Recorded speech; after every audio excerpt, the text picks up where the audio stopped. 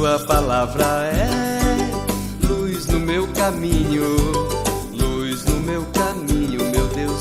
Tua palavra é luz no meu caminho. Caríssimos irmãos e irmãs, que bom te encontrar neste novo dia, neste sábado. A Igreja nos convida a rezar olhando para o modelo Maria, aquela que por primeiro experimentou a beleza e a magnitude de estar totalmente nos braços amorosos de Deus. Maria que aprendeu a abandonar-se inteiramente no colo de Deus e aprendeu sem reserva a ser toda de Deus. Precisamos muito aprender com Maria. Precisamos muito aprender a nos abandonar inteiramente a este colo amoroso de Deus. Maria certamente fazia longos momentos de meditação. Maria certamente sabia meditar com intenso zelo. A meditação que eu falo todos os dias aqui, a meditação que tem como instrumento a respiração. Esta respiração consciente que nos leva ao centro do nosso ser, ao nosso coração, onde o divino nos habita, onde o divino escolheu habitar. Por isso, respiremos Deus e coloquemos a nossa consciência em nossa respiração, deixando assim ser conduzido por esta energia de vida que nos leva à vida por excelência, que é Deus. O texto que hoje nos oferece a Igreja é mais uma vez Marcos, capítulo 12, versículos 38 ao 44. Naquele tempo, Jesus dizia no seu ensinamento à multidão: tomai cuidado com os doutores da lei. Eles gostam de andar com roupas vistosas, de ser cumprimentados nas praças públicas, gostam das primeiras cadeiras nas sinagogas e dos melhores lugares nos banquetes. Eles devoram as casas das viúvas, fingindo fazer longas orações. Por isso eles receberão a pior condenação.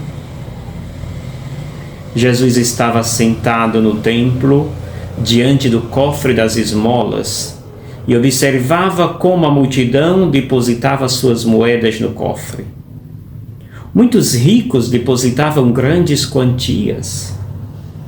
Então chegou uma pobre viúva que deu 2 pequenas moedas, que não valiam quase nada. Então Jesus chamou os discípulos e disse: em verdade vos digo, esta pobre viúva deu mais do que todos os outros que ofereceram esmolas. Todos deram do que tinham de sobra, enquanto ela, na sua pobreza, ofereceu tudo aquilo que possuía para viver. Palavra da salvação. Glória a vós, Senhor. Caríssimos irmãos e irmãs, o texto é muito didático e podemos meditá-lo em 2 momentos. O primeiro momento é este imperativo que Jesus aqui apresenta, no sentido de chamar a atenção para reprovar a forma, o modo como estes grupos de pessoas escolheram viver.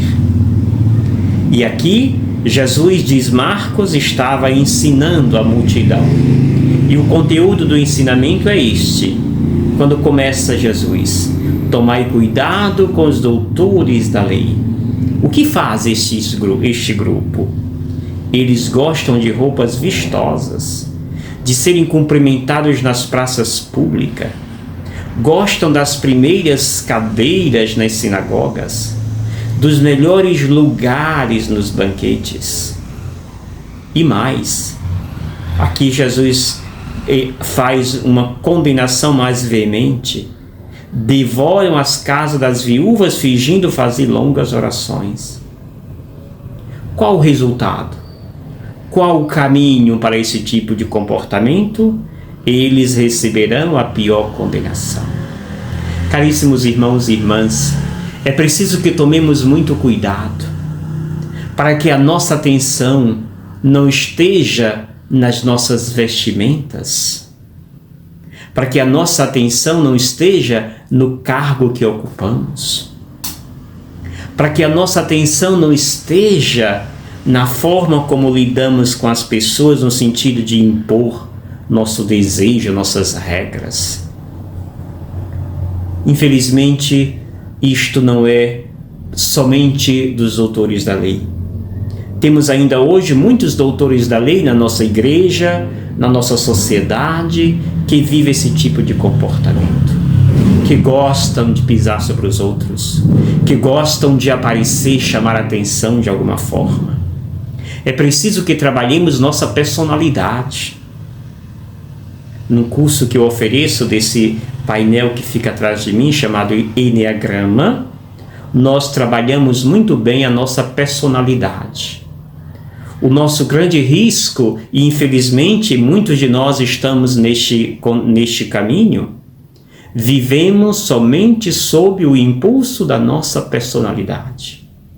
E a nossa personalidade nos escraviza e nos destrói. O âmago da personalidade é o desejo de aparecer. É o desejo de elevar a sua energia lídica, de elevar toda a sua energia no sentido egoísta, narcisista. Muitas vezes a personalidade se autodestrói. A pessoa se autodestrói com seus pensamentos, com seus comportamentos. É preciso que avancemos para a nossa essência. Deixemos o mundo da personalidade, que muitas vezes nos destrói, sempre vai nos destruir, e outros também, e voltemos para o caminho da essência. A nossa origem é divina, a nossa origem é essência. Não é esse mundo do querer ser melhor do que os outros, não é esse mundo do querer aparecer, não é esse mundo de achar que eu sou melhor porque eu tenho um carro melhor, tenho uma roupa mais importante, ou um cargo mais importante. Este tipo de gente de Jesus, o fim deles será a condenação. Última parte do texto, Jesus ali próximo ao cofre, onde se colocava as coletas no templo, ele percebe que as pessoas colocavam ali as suas ofertas, os ricos colocavam grande quantia de dinheiro, e finalmente Jesus percebe chegando uma pobre viúva. Essa pobre viúva colocou ali 2 moedas, 2 pequenas moedas, apenas 2 moedas. Interessante, esta viúva chamou a atenção de Jesus, não pela quantidade do dinheiro que ela colocou, mas também, pois o dinheiro que esta viúva colocou foi tudo o que ela tinha para sobreviver. Ou seja, ela deixou de comer provavelmente naquele dia para ofertar o templo. E Jesus diz para si os seus discípulos e diz: olha para esta viúva. Esta pobre viúva deu mais do que todos os outros que ofereceram esmolas. Por que, diz Jesus? Todos deram do que tinham de sobra, enquanto ela, na sua pobreza, ofereceu tudo aquilo que possuía para viver. Tamanha confiança desta viúva, tamanha entrega desta viúva a Deus. Ela sabia, ela tinha certeza que Deus não iria desampará-la oferecendo tudo o que tinha para sobreviver. Ela sabia que Deus iria retribuí-la com sua graça, com seu amor.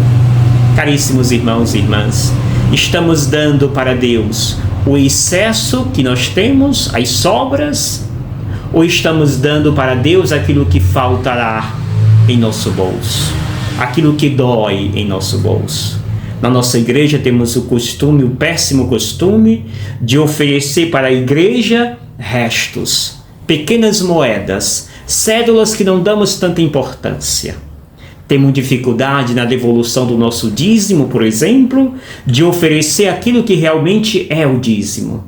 O dízimo é aquilo que pertence a Deus. Não é o que sobrou das minhas contas do final do mês. Não. O dízimo é o que de mais nobre eu ganhei naquele mês. Eu deveria oferecer a Deus, mas infelizmente os católicos têm um conhecimento muito raso a respeito da devolução do dízimo. Rezemos ao nosso bom Deus para que imitemos esta viúva, especialmente a sua plena confiança que ela alimenta em Deus. Ela sabia que oferecendo tudo o que tinha, Deus não iria deixá-la morrer de fome, mas Deus iria retribuir. E é o que Deus fará com esta viúva. E eu te abençoo em nome do Pai, do Filho e do Espírito Santo. Amém. Gratidão. Obrigado, Senhor, porque és meu amigo.